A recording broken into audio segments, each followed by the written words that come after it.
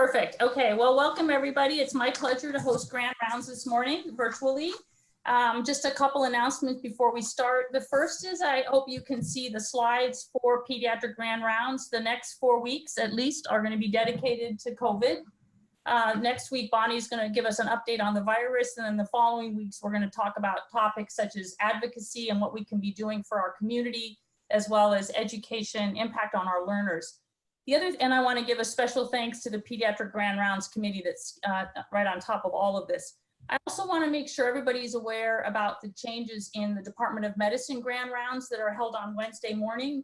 That now has been converted to a forum to serve the entire Stanford community. So please log on for those as well. They give updates on the SHC side, and we'll be starting to include some updates on the PACRID side. But that's a nice opportunity to hear about the science, the epidemiology, and just a broader opportunity for the community to hear together.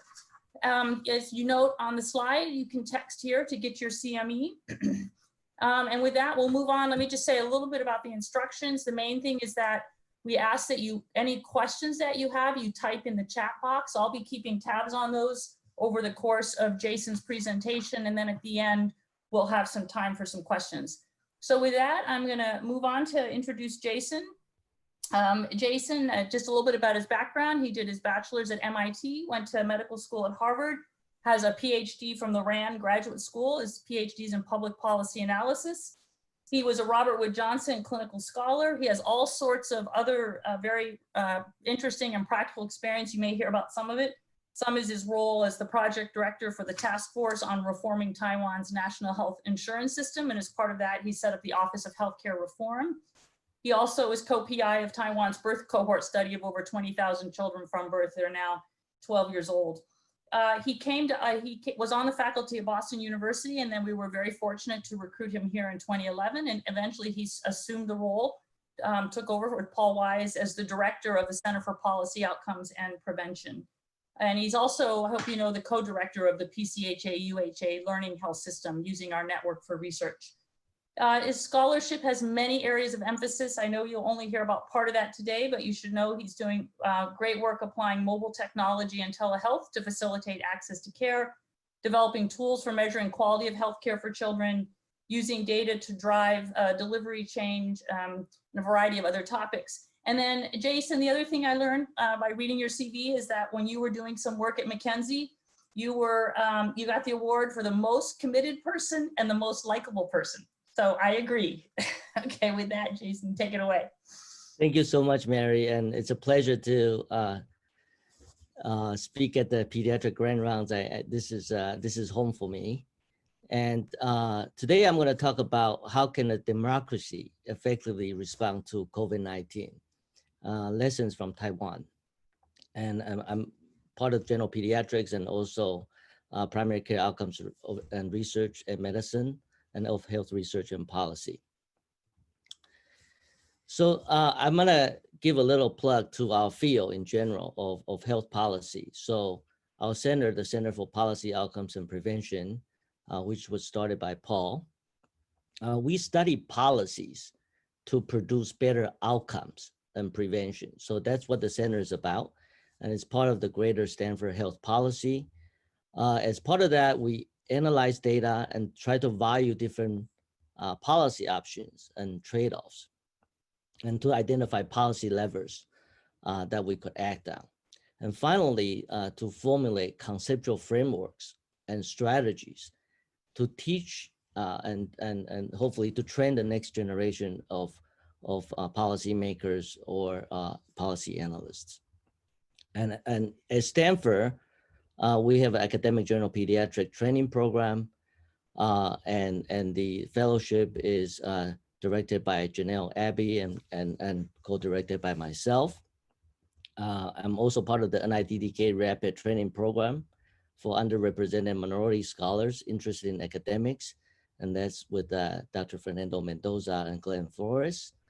And more recently, we've started a new school for leadership in healthcare, which is based in Taiwan, and we're going to be training folks in Asia. And so, this current story actually came from my trips to Taiwan I go there monthly, usually for 3 days.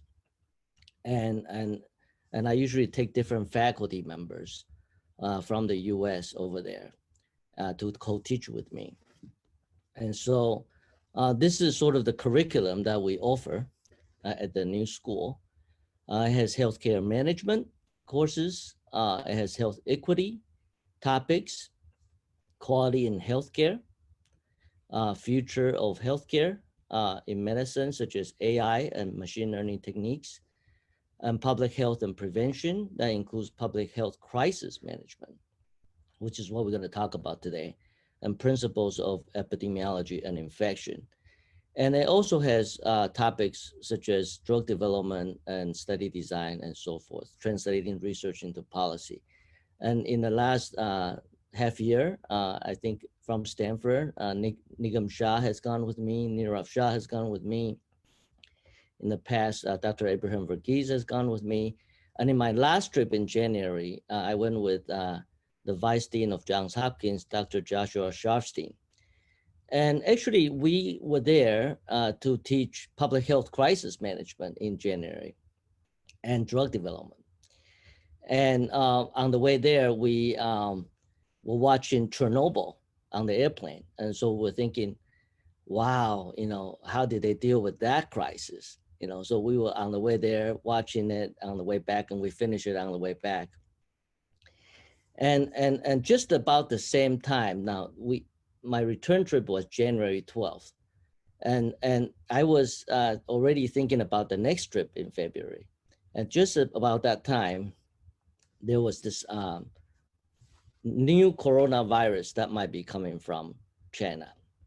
So this is a map of Taiwan, and it's 81 miles from China. So basically, that's like from here to Monterey.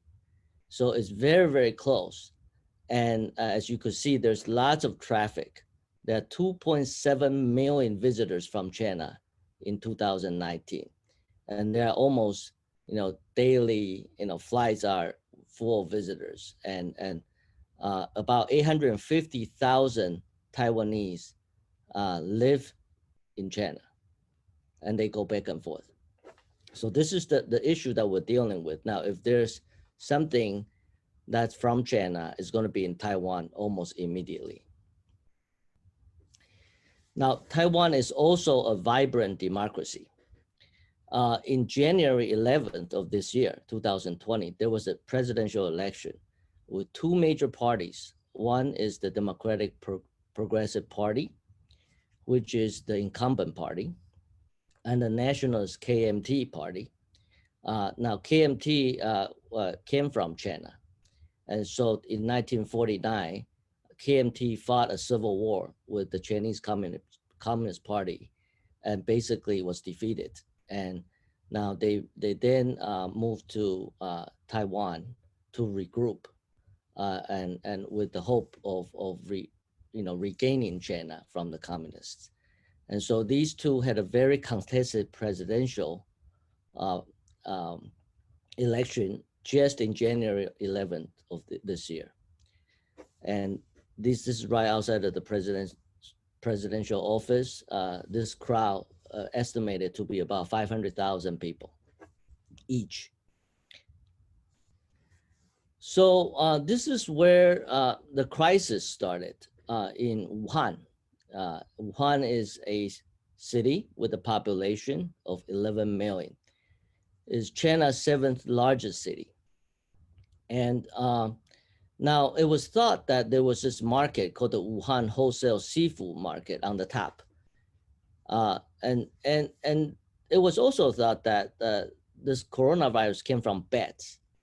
And bats are served as food, both in parts of China and also in Indonesia.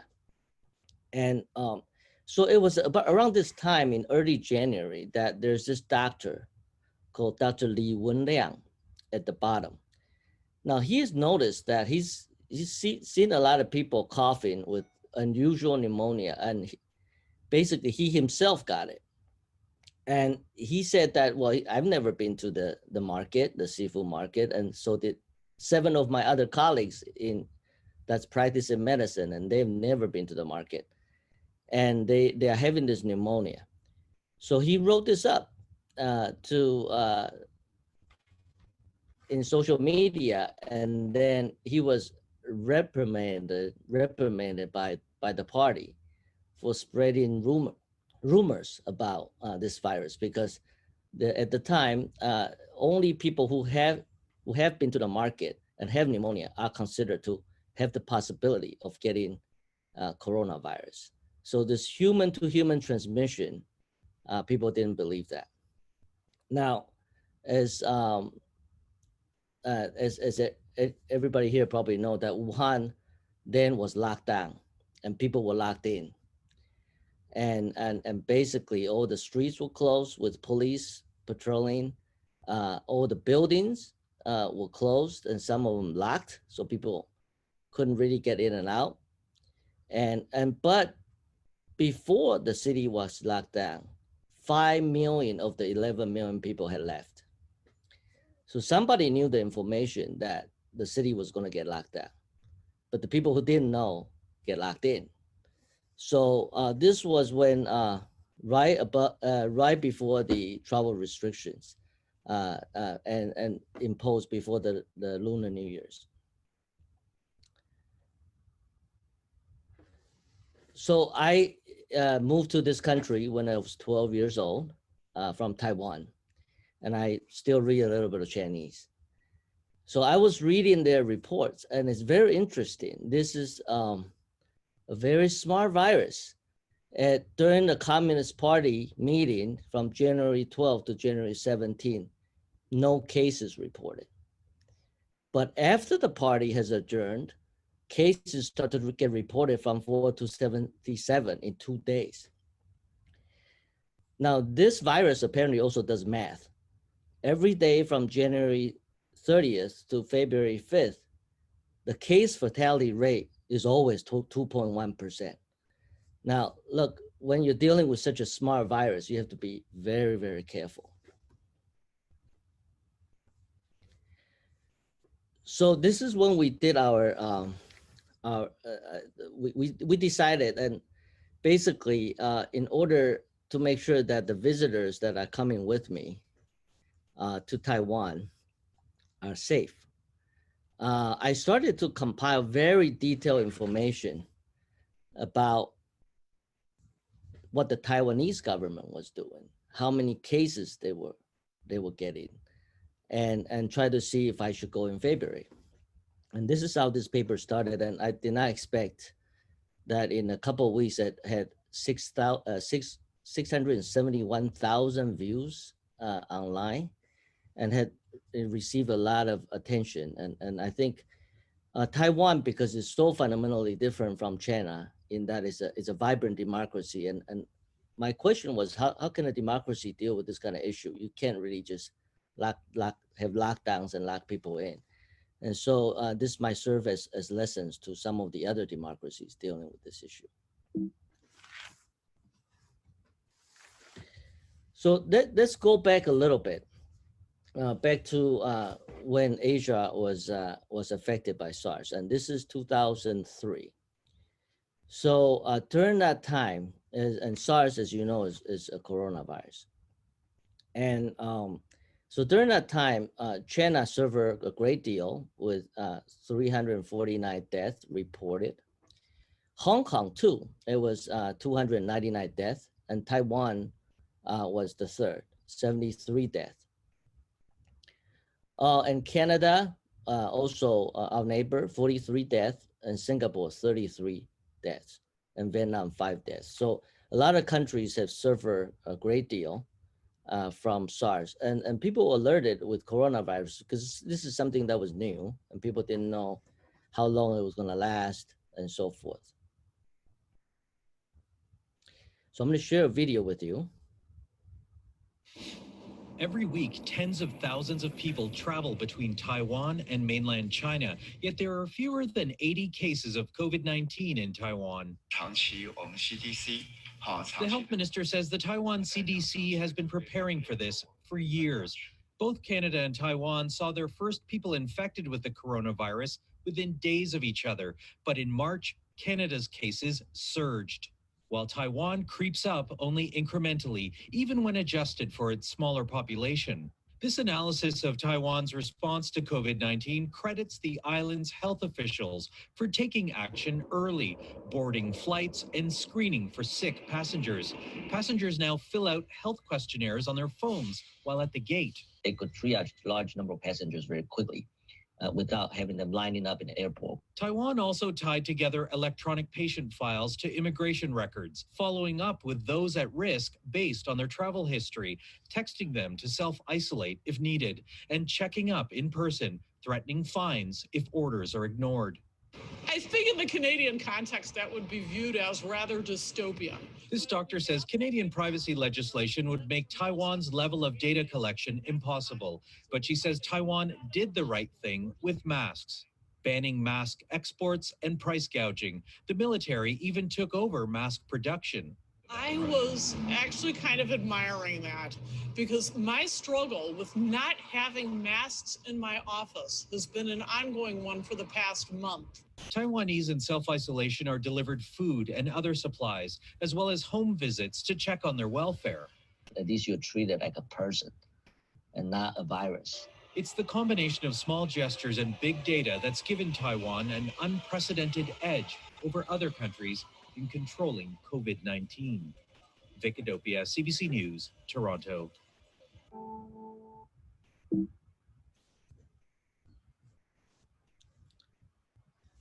So Taiwan hasn't always done so well. And I think because they learned from SARS in 2003. So what happened during SARS? 94% of all known infections were transmitted inside hospitals. Let me repeat that. 94% of all known infections were transmitted inside hospitals. And all major hospitals were fully or partially shut down. Doctors and nurses quit for fear of catching the disease because of inadequate hospital infection control. Fever clinics set up too late outside of hospitals to prevent infections in waiting rooms. Infected laundry workers at one of the hospitals became a super spreader, a laundry worker. Entire Hoping 450-bed hospital was shut down to quarantine all 930 staff and 240 patients. They were locked in the hospital. Quarantine patients in other areas evaded isolation despite threats of steep fines. This sounds really familiar right now. So we need to get prepared. And what's happening was that during that time in SARS in 2003, the Taipei city government was of a different political party than the central government. So they were playing different tunes. They weren't working together. So I believe that in cases like this, the central government and the local governments ought to work very closely together in order to avoid tragedy. Let's look at the economic impacts of SARS. So there were different estimates. If it were to last 1 quarter versus 2 quarters. And right now we have no idea how long COVID-19 is going to last. But initial estimates of the impact on GDP, for example, for Taiwan is, 1 quarter is 0.9%, 2 quarters 1.9%.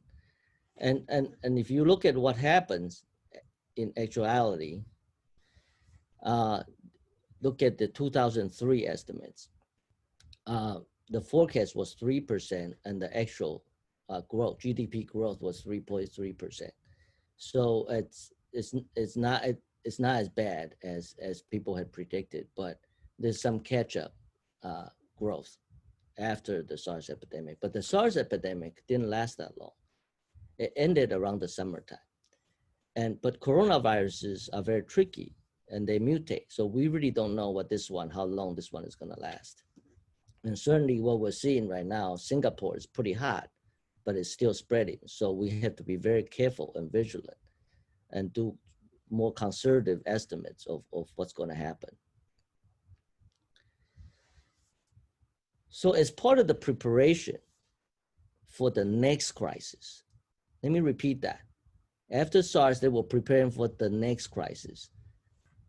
They started to have laws changed, the Communicable Disease Control Act. I highlighted some of the things that they did. They allowed the government to have protective equipment stockpiles. They created a central epidemic command center to unify and coordinate government organizations, including the local and central governments. They allow for regulation of gatherings, entry and exit of people, traffic, evacuation, travel restriction.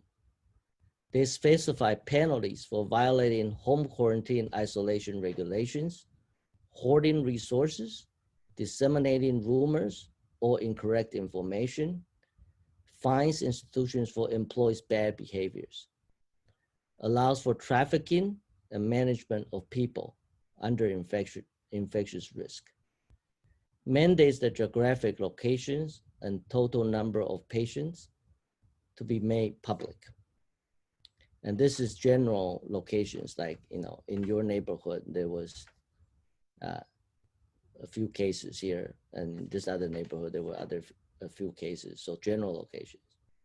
Allow for use of public properties and requisitions used for private land, productions, buildings, devices, facilities, pharmaceuticals, medical devices for disease control facilities for treatment of contamination, and to provide adequate compensation for those affected. Now, Taiwan has elections all the time, and about 75% to 80% of the people vote in these elections, including the presidential election. These kind of legislations are bipartisan. They will pass to protect citizens in a democracy because they know how quickly things could go wrong. Let me show you what the command center looks like.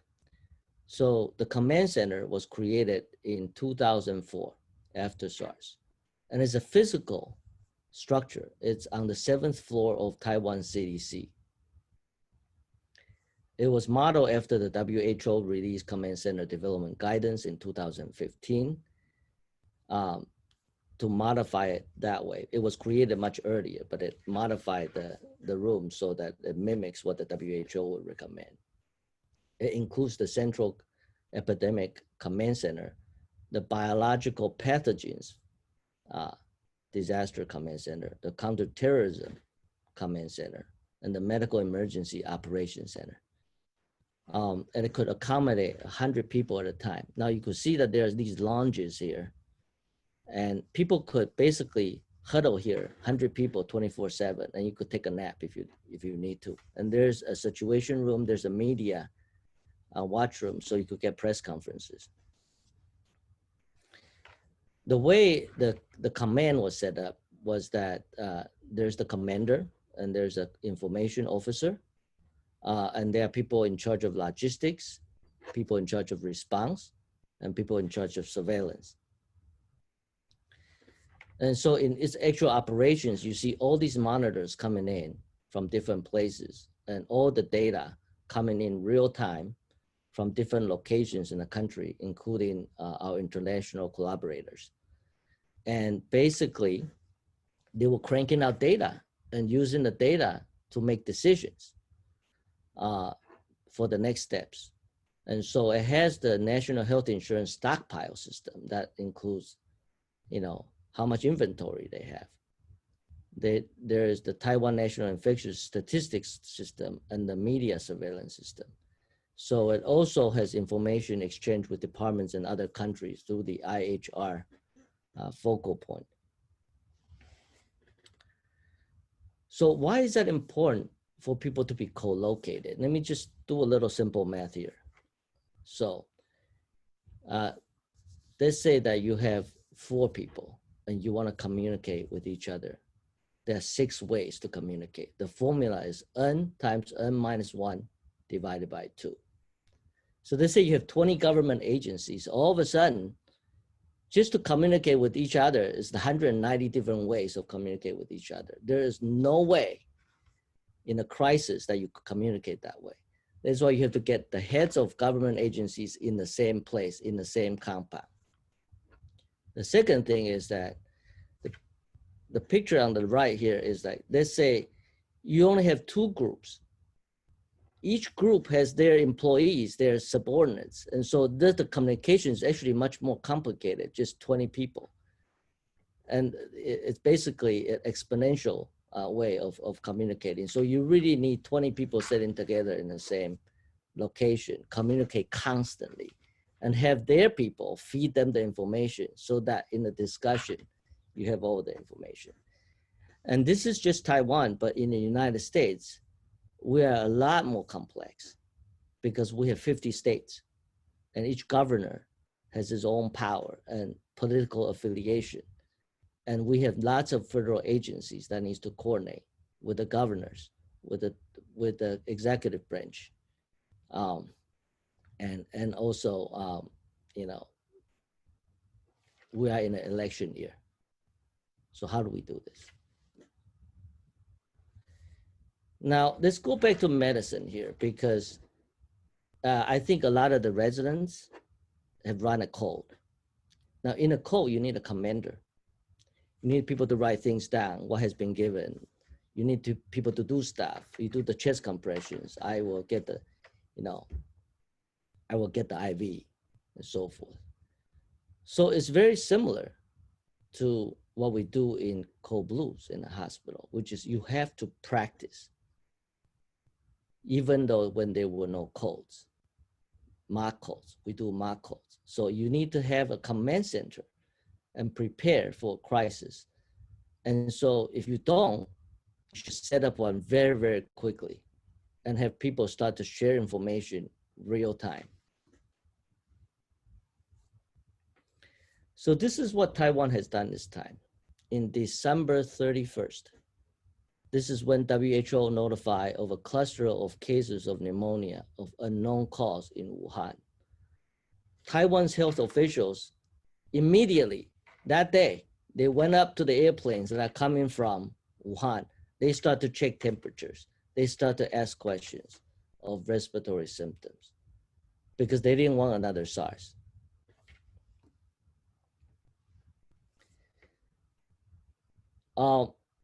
So after they started checking,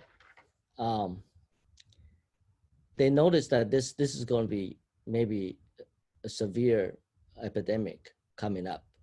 They activated the Central Epidemic Command Center on January 20th.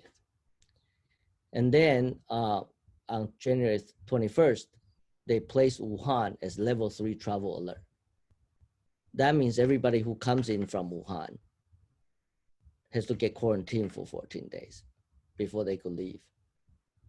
Also, they had a National Security Council meeting to coordinate efforts from various ministries. And the next day, entry permits were canceled for all the tourists set to arrive from Wuhan. And Wuhan residents were banned and travelers from China required to make health declaration before entering. And then tours to China was suspended, and Hubei province, this is where the province where Wuhan is a city, Hubei is a province, was put on level 3 travel alert, and the rest of China level 2. Now the difference between level 2 and level 3 is that level 3, you are required to do home quarantine for 14 days. And level 2, you could do self-management, and if you have symptoms, the government will help you to get care. On January 27th, the National Health Insurance Agency integrates its database with the Immigration and Customs agency. So now, when a person enters, that travel history from the Immigration and Customs is now sent in batch files to the National Health Insurance database. So if somebody went to see a doctor, the doctor will get a pop-up and say, oh, your patient has been to Wuhan or Hong Kong or Macau in the last 14 days. And the doctor will do a more thorough history, maybe do the exam a little differently with more mask and gown, and maybe test the person for COVID-19. So this was done in January. They linked the two data sets in one day. And people say, well, how can you link the two data sets in one day? And the reason they were able to do that is because the government has a chief information security officer, which is the vice premier. And because they were constantly getting attacks, internet cyber attacks from China. So they had to secure all the government databases. So they know which database is where and what kind of information they have in there. So they were protecting all these key database assets, particularly during the presidential election. So this is another lesson for us, because they were preparing for the presidential election, so they secured the databases in all key government agencies. And when they needed the integration of some batch files from one database to another, they were able to activate that by the law of the Communicable Disease Control Act. Say, based on this law, we could activate and merge these data sets, not merge, but just batch files. And they actually got rid of the unnecessary data. They just kept the essential ones in the data set. So let me share with you another video. Only a few dozen in Taiwan have become sick. It had outperformed its expected, outcomes by a lot. In the early days of the outbreak, the country used its national health insurance database and its customs and immigration database to start creating big data it could use to track the virus. If a person went to a clinic or doctor's office, that information would generate alerts based on the patient's symptoms and travel history. At the borders, those considered low risk were sent a pass by a text message allowing them entry. Anyone considered high risk was put into quarantine at home, tracked using their mobile phones to make sure they stayed there. So this is part of triaging people in airports. So you have a lot of people coming in, you want to know if they're low risk or high risk, and you can't spend the same amount of time with everyone. So you have them scan a QR code that leads you to an online form, and then you fill out your travel history, your symptoms, if you have any respiratory symptoms or fever, and then your contact information. So the government could contact you. And this is part of the regulations. And so for people who are low risk, didn't travel to endemic areas, didn't have any symptoms, they got a pass, a text message say you passed, so they could just go. And those with high risk, they need to be quarantined for 14 days. Now, if you're quarantined, the government brings you food and they check up on you 2 to 3 times a day for symptoms.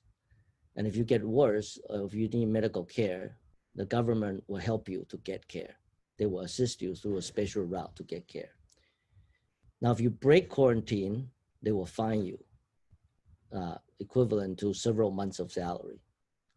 And more recently, if you stay, the government asks you to do quarantine and you comply with the quarantine, they pay you. They pay you equivalent to your day salary, like a young person's day salary. So either you want to get paid or you want to get fined. And so it's both a carrot and a stick. And they use electronics, sort of new mobile technology to do some of the tracking, which I understand it's very sensitive to a lot of people. But this is a temporary measure. They don't get to do that when this is over. So it's one way. I think it's a trade-off, and definitely need to be looked at more carefully. So, what do you do with managing the crisis? Now you have them. So the first thing to do is to assess capacity. So on January 20th, the government did a quick inventory check, and they figured that they have 44 million surgical masks and 1.9 million N95 masks and 1,100 negative pressure isolation rooms. Now, everybody who was watching TV that day quickly did a quick math. 44 million divided by 23 million in Taiwan. That's like less than 2 masks per person. So after release this information, the government says, you know, we're going to stop exporting masks outside this country, and we're going to have to make more. And everybody quickly agree with it because there's a less than 2 masks per person. Yes, let's make more masks. So at the time, the daily manufacturing capacity was 2.44 million units. And they basically, if you're traveling abroad, you could not carry more than 250 masks. And certainly you cannot sell them as a vendor to profit from a crisis. And then they limit, there was a limit placed on the number of masks purchased per person, and they set the mask price to 27 cents. Okay. Now, as the manufacturing capacity was ramped up to 4 million units, and the government requisition of surgical masks, the price dropped to 20 cents. So if you want to buy a mask, now it's 20 cents, it's lower. So there's no point of hoarding. If you hoard, you just bought, you know, 27 cents and then now it's 20 cents. So nobody wanted to really hoard that much, maybe a little hoarding. But then they ramp up the production even more. And then the government invested 6.6 million to increase daily mass production to 6 million units and reserve troop aid in production. So the reserve, the military reserve was asked to work in mass production of masks. So right now, Taiwan could make 10 million masks per day, 10 million per day. Okay. And then an online ordering system was created, and you could actually order online and you could go pick it up in your neighborhood 7-Eleven or drugstores. So basically what's happening is that they've, before when people were lining up for masks, it was kind of dangerous because the line was very long. People maybe were coughing into each other. And so they say, okay, if your birthday is even number, you go Tuesdays, Thursdays, and Saturdays. And if it was odd number, you go Monday, Wednesday, and Friday. And Sunday, anybody could go. But now you don't even need to do that. You just order it online, you just go pick it up. So things as simple as masks is not that simple. So I'm just gonna tell you how a mask is made here. There are 3 layers, okay? There's the direct contact skin layer. That's the part that touches your face. The high density filter layer in the middle, that's the part that filters out bacteria and viruses. And the outer part, the leak-proof non-woven fabric, okay? Now, it turns out that the government quickly identified on the left all the suppliers of all these materials, where they are located. And then they told the suppliers, look, government is gonna need your supplies. And we activated the Communicable Disease Act, and we have we're gonna be using that. And all the suppliers says, that's fine, that's great, let's do it. And then there were a whole bunch of probably like 100 different engineers from that knows how to do machinery and tooling. They just volunteer their time. So in 3 weeks, they ramp up the production of masks from 2.44 million to 10 million a day. So securing the raw materials is important, and making sure the production line is working is also very important. So now it's the 2nd largest face mask producer.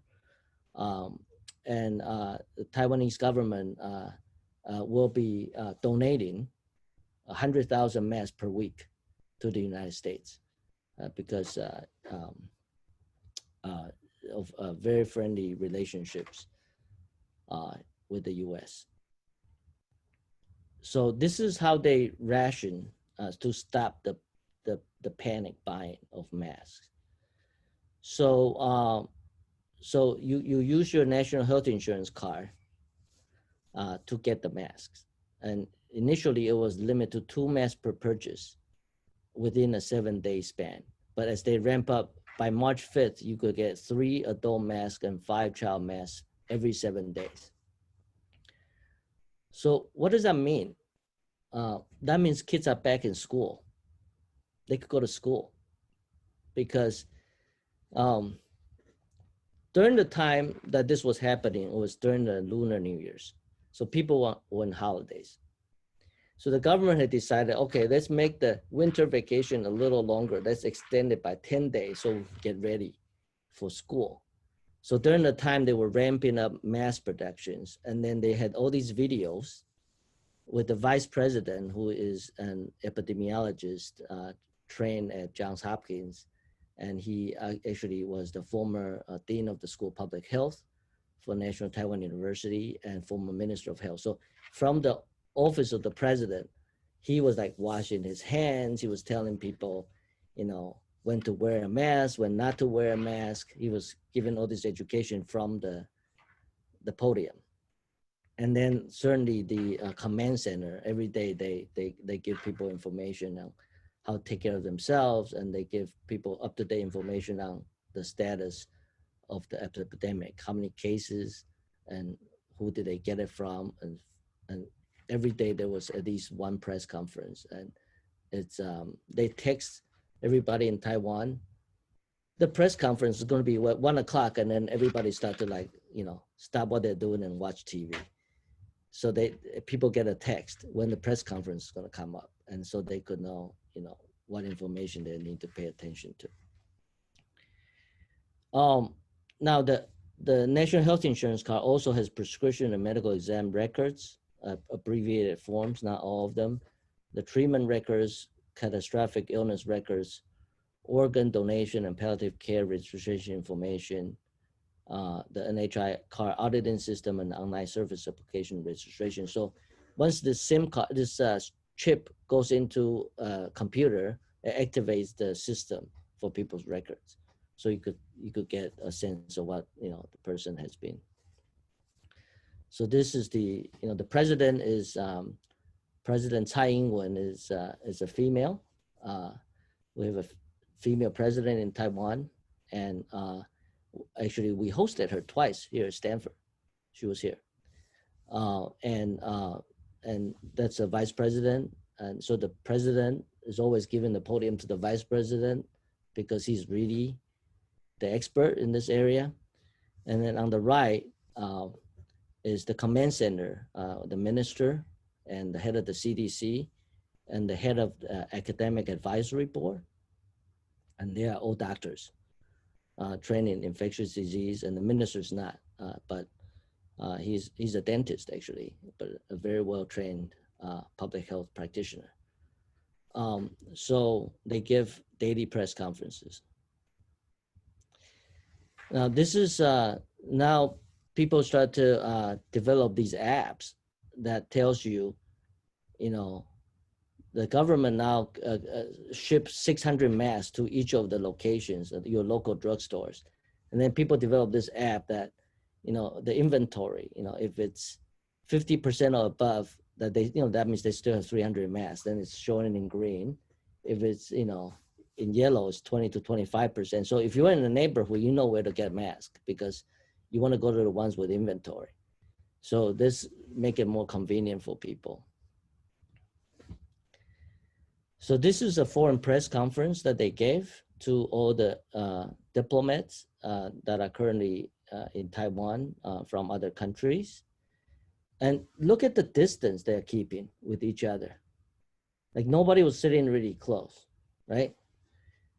This is our press conference here in the United States with Dr. Fauci and President Trump touching the same microphone at least 5 times for each press conference. And it's just a little too close. And these are very important people. One is the most knowledgeable person, one is the most powerful person. So you don't want them to be spreading viruses, and the people in the back are also really, really close. So every day I watch this, I get really worried that somebody is gonna get sick and this entire team might be in trouble. So this is how they do disease surveillance. So basically they quickly figure out the imported cases. And the first ones are from China, Hong Kong, and Macau. They're Taiwanese business people coming back. And you could see that there are family clusters here, and then there are hospital clusters. And so more recently, because people extended vacations, right? School started late. So people started to go on vacations in Europe. So a group coming back from Turkey got it. And then a group that came from Spain got it, from Egypt got it, Australia and Czech Republic, and then Germany, Greece. I mean, basically people were not, doesn't have the alert that maybe Europe has it. But people think that this is only in Asia. No, that's not correct. I think that the difficulty with this type of epidemic is that you don't know who has it. And in some cases, no symptoms or very mild symptoms. So you got to be vigilant. And there are some local infections, and so they're able to track these infections. So for each case, they track about 300 contacts. So right now there's 108 cases. That means 108 times 300. That's an amount of work to do contact tracing. On average, for each person, you've been in contact for 300 people. So 108 times 300. So you could see the burden on the public health system. That's why we ask people to stay home right now. That's the best thing that teenagers could do. You know, you should tell your patients all the time. Social distance, really, because if you have to track down their contacts, we can't do it here. So this is the what's happening with the polls. So the team led by the Minister of Health, the command center, has support of 84%. This is from the polls. So most people support their actions, 84%. And the president's polls are in the 70s, and the premier and the vice premier, the executive team of the government. And so in general, even though they had fought a contested election in January of 2020, the country was able to pull together and to fight the virus. So I think this is an important lesson. The challenges coming up. So tackling COVID-19 as a non-member of the WHO for Taiwan is very difficult. It's almost like when people are having a meeting and they all go into a room and Taiwan is left outside, and people say, oh, we'll tell you later. We'll tell you when we have a meeting. We'll tell you the summaries. So it's very difficult to get, so for example, information about the virus, the viral strain. You have to like borrow a viral strain from somebody and to develop, you know, antibodies to detect it, or to do PCR, you need a primer to develop vaccines. And certainly to share practices like what Taiwan is doing, you want to share those practices to the rest of the world very quickly so that people will know that this is a very dangerous virus and you got to act quickly. Now, even as the US closed our borders here, the WHO still says, hey, no need to close borders. And that's not what we learned from Taiwan's experience, certainly.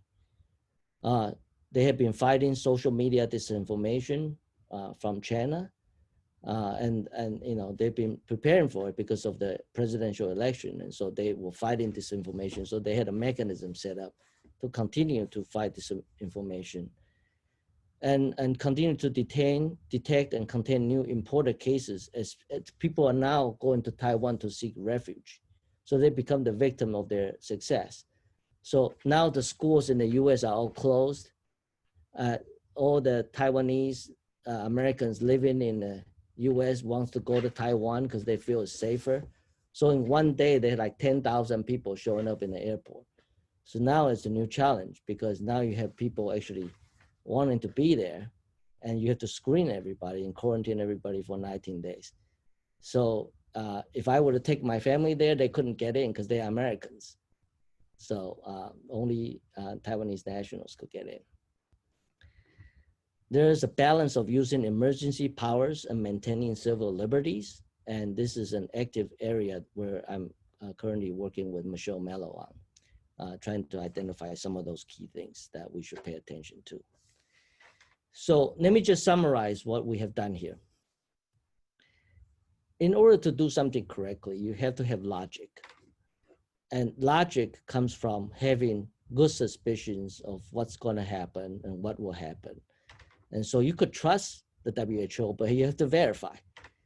And the sequence of doing things, basically, you need to figure out what to do first. So I tell people that we have 44 million masks. Then people did a quick math and say, we're going to stop exporting the masks. So the sequence is important. And the tempo, how quickly you do things, is very important. So basically, you get the tempo right. And then you have to be able to communicate to the public. That's the articulation. So it's like almost like a conductor in an orchestra, right? You have to make sure the first violin plays the same tune, the second violin. When does the cello come in? And you have to be a good conductor, and that's the role of the command center. So this article has received a lot of press, 146 news outlets. I think I've done 60 interviews, about 4 a day. And so for the first time, my mother actually knew what I was doing, because she kept on asking me, you only see patients one day a week? What do you do for the rest of your days? And now all her friends are telling her what I'm doing for the rest of my time, which is actually a little bit comforting. The best part is Ricky Martin thought it was good. She wrote it on his Twitter account, and I couldn't understand it, so I had my former student, Ali Barrero, a Stanford resident, translate this for me immediately, and apparently it's good. So with that, I'll take questions. I think this is the last slide. Thank you. Can you hear me? Yep, I can. Hey, oh, Jason, this was really wonderful, and congratulations. I think you've set an all-time record for attendance for Grand Rounds, and we've got lots of great questions. So I've been tracking them and sort of cataloging some of them. So first question, how important was having a national health system to Taiwan's response? And how should nations without a national health system gather data for surveillance and tracking? Yeah, I think having a national health insurance is helpful, but not necessarily the solution, because even Canada has a national insurance system, and UK has one, but it's the data, like how are the data linkable, and also in the US, because we're so big here, so really we could, for example, if I were to do it here at Stanford and Santa Clara Valley, right? So we quickly get our local hospitals to share data with the command center. And then, you could, Nigam Shah, I think, is doing that with his team, trying to integrate as much data as possible. And also even our own hospital data, you could already do some of the triage before patients come in. If they're on the schedule, you could actually send them a short questionnaire to triage to see their risk factors. Then you could triage a patient flow a different way. So what you want to do is you want to keep the patients at risk of infecting other people through a different route than the patients that are very sick in the hospital, like the cancer patients. So you want to keep them separate. The other thing is that what Taiwan is now doing is that they are making sure the people practice in teams in the hospital. So they say you practice with your team. So if your team member gets infected, your whole team gets quarantined. But if you practice with the rest of the hospital, where you go around the different parts of the hospital, then the whole hospital could shut down. So you gotta just basically organize it that way. Yeah. All right. What type of partnership can we have between California and Taiwan for COVID-19? For example, can we import the mask production lines from Taiwan to make masks for California? So the quickest way is so if you have to set up a production line here, it will take several weeks, and then the raw materials, you have to ship them here. So the fastest way is to have them make it and just have cargoes of flights just flowing in. But as I told Mary before, I've been trying to help Stanford source some of those masks from Vietnam and Brazil and also Malaysia.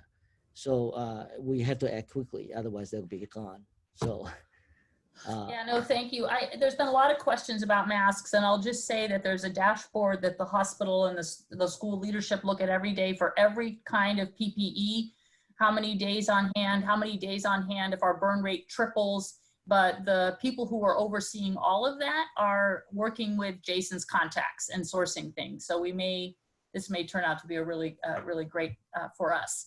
The next two questions I think are a little bit related. So how are these recommendations from Taiwan's experience being communicated, if at all, to our government leadership? And which aspects of the Taiwan model do you think are the highest priority to implement here, given our current crisis? Well, I think for us, we have to set up local command centers that work with the governor's office, and the governor's office has to work with the federal agencies. And so we have to act based on data. Right now, we have so few tests that we don't even know what's happening in our community. Like, we have no sense of how many people in the community are affected by this at the moment.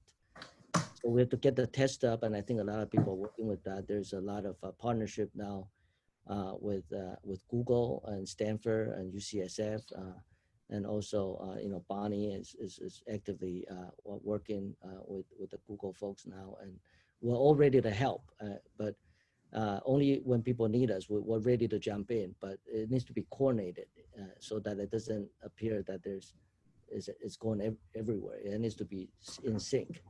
So it's very important that somebody is in charge of that. And managing capacity is very important, and distributing to the front healthcare workers is extremely important. Otherwise, if everybody gets sick, our hospital will crumble, for sure. And just take from the Hoping Hospital. They shut down the entire hospital and lock people in there. It's terrible. Yeah. Okay. All right. I'm just watching some of the new questions come in. Okay. So somebody said this presentation was masterful, deep, and worrisome. So I'm sorry. So what are your recommendations for the U.S. at this stage? Maybe we've already, I don't know. Is there anything else you wanted to say about that? Yeah, my friend Bob Brook, who wrote the article with me, and I'm getting a lot of inquiries about primers for U.S. health departments and institutions, and hopefully we could put that out quickly. Certainly, if you take the supplements and table supplements from my paper, there are all these action items that could be adapted as a checklist. So each community, you say, okay, what are you going to do with capacity? Counting up all the inventory and then distribute it. What's the plan for that? What's the plan for using data? Can we hack something together very quickly to triage people into different workflows? Can we organize the way we set up the hospital quickly? And so I think, like schools, so in Taiwan, if there's one person in a class that has contact with a COVID-19 patient, that class gets suspended. If two people in the school, the entire school gets out for 14 days. But that would be different here, because in Taiwan, the student stays in the same class. The teachers come to them to teach different subjects. In the US, my kids, they go to different rooms every period. So one person has it, the whole school has it. They eat lunch together, they share food. So I'm sure, the whole school has it. So we gotta have a different policy. But it's a way to think about a framework of how to deal with it very quickly, a checklist. So look at the major categories of things and then create a checklist for that. And I think that will probably be the fastest way. No, thank you. So there was a comment that the people wanted to make sure that the presentation was widely available, Jason. So we'll make sure this is posted, but we'll also post your JAMA paper as well as the table that goes with it, because it's that checklist of like 124 things that's really the most impressive. Okay, how did Taiwan handle non-COVID related healthcare needs, outpatient visits, elective procedures, etc.? Yeah, so a lot of the elective procedures are canceled. Now, COVID-related cases are triaged to certain hospitals, not all of them. So basically, you take a third of the hospital or half the hospitals, only these hospitals could take care of COVID patients. And then the rest, their business as usual. But then because the supplies issues, a lot of elective procedures are canceled. Now, Taiwan currently has no shortage of PPEs. That's why they're giving it out. They're giving it to the United States because they're making more. So all the hospital staff, they feel like they have enough PPEs, but it's just the doctors are overworked because they have to take care of COVID-19 patients, and so it's like twice the work. So they have to cancel some procedures. Doctors have to stay healthy, and nurses in particular, the most overworked people. So we have to make sure that to take care of the healthcare team. Thank you. There's a question here about how are we as a profession advocating to the top levels of government to implement some of the things you're mentioning. I'll mention just briefly that Bonnie Maldonado, our Chief of Pediatric Infectious Disease, who's really on point for COVID across the entire enterprise here, is in not daily calls with the CDC, but she's also talking to people on task force at the White House. So what we'll try to do is when Bonnie is here next week, we'll find out more around what she's doing, and then I'll also connect her with Lisa Chamberlain, who's the Associate Chair for Policy and Community Engagement, and see if there's any way we can try to figure out how we can all participate in some of that. Okay. Jason, did Taiwan implement mandated quarantining for hospital patients and/or need to ramp up mobile cabin hospital bed space as it was done in Wuhan? And should this be implemented here? Not this time, because they were prepared, but they are mobile units that previously has been implemented for earthquakes, for example. Taiwan has earthquakes, so when they could quickly put together like a building. In fact, Hawaii can too, right? I went to Hawaii. There's all these prefab, buildings and all that. So you just need to make sure that you have these prefab things to house people that already got the design. You know how much material you need. So I think we could do it in this country. Okay, I know normally we're careful not to run long, but I figure we might as well get a few more questions answered, obviously, since people can log off if they need to. Right now, there are many job openings at Safeway, Domino's Pizza. What type of protection should be in place for those workers? I don't know if we're getting a little into more Bonnie's territory, but go ahead. Yeah, sure. So I would recommend, so if you order takeout, so first of all, the person delivering it, should probably, wear gloves and masks because they're going from house to house. And when you get the food, you should probably wipe the outside of the food. And if it's a hot food, you could heat it up again, or toast your sandwich again, and just use your own container and wash your hands before you start putting in your mouth.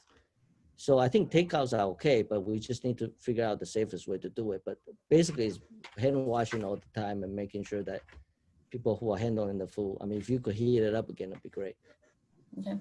There's a question here, and Jason, I think this might be a little bit more for me than you, but maybe we can do it together. And that is, does it concern you that there's not yet a unified response for how to handle ambulatory clinic visits? So we have a call every 5 o'clock now for all the clinical chiefs across Packer. There's 35 of us. And Bernie, who's our chief of the emergency department, gave a presentation to the group yesterday.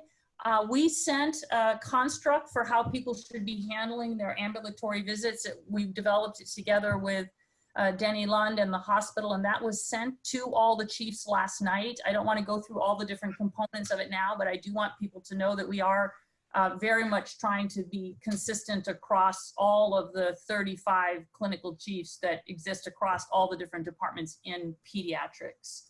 There's also a question about, with limited masks, should we default to surgical masks and save N95 to confirmed ICU cases? There's a committee that met 3 times yesterday, Bonnie very much is involved with all of this. There were multiple committees yesterday about this in terms of which types of masks do you use in which different settings, and it has, it's all kinds of issues about aerosolizing when you're doing intubations. There's many different considerations, and so there's recommendations that will be harmonized and approved at cost today, which is a clinical operations steering committee with a flow chart exactly when do you use an N95 and when do you use a surgical mask. And we're just trying to be think about how to conserve resources and not use things unnecessarily. But I hope for everyone there's a much clearer data-driven algorithm. There's also a number of different national societies that are coming out with recommendations now, anesthesia, surgery. So it's a very active, process right now to harmonize all of that. Okay, Jason, I'm just gonna scroll this one last time. So the CDC is now recommending alternatives to surgical and N95 masks given our critical shortage, such as cotton scarves and bandanas. How can we bridge the gap between CDC recommendations and the lessons we're learning? I don't know. It's a Bonnie question, maybe. Yeah, some of this is a Bonnie. And somebody asked me about homemade cloth masks for outpatient use. Is that also a Bonnie question? Probably, yeah. So yeah, there's a number of questions here that I think probably will circle back to Bonnie. What we'll do, everybody, is I have all the questions. We will get answers for all of them as much as possible for the ones we didn't get to. And we'll post the recording, Jason's paper, the table that goes with it, and the answers to some of these questions on the department website. All right, with that, I think we're out of time, but thank you, Jason. That was just wonderful. Thank you so much. Thank you. Right. Thank you to Serena, Eunice, and everyone that made it possible. Stay healthy. You too.